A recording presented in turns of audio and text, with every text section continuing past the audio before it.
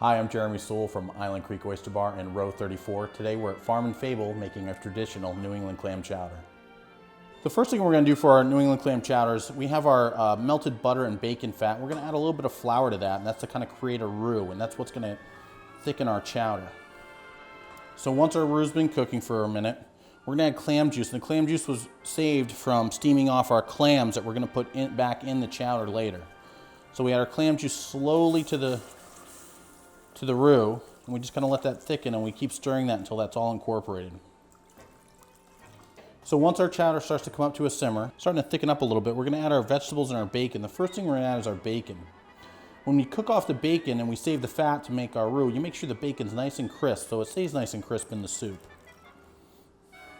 Then we have some potatoes we blanched off. I like to use red potatoes and leave the skin on. It adds a nice color, adds a nice texture to it. Just a little bit of celery, onion, and leek. And I steam those off ahead and just add it at the last minute. But when I cook them off ahead, I make sure they're a little undercooked so they can finish cooking right in the soup. These are steamed little necks that we chopped up, but you can use top necks or surf clams. There's most any clam from the East Coast. If you steam them off and chop them up, fresh clams are really great in here. Now that's all just going to simmer together for about 30 minutes.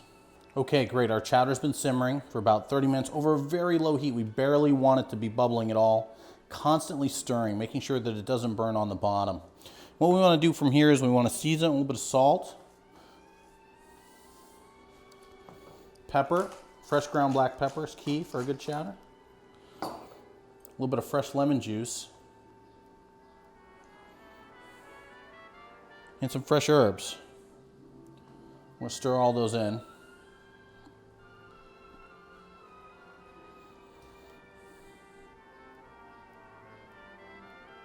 Chowder should be thick and creamy. If you don't like it this thick, you can thin it out with a little extra clam juice, but it should have a little bit of viscosity to it. It should be really kind of cling to your spoon. You have some house-made saltines.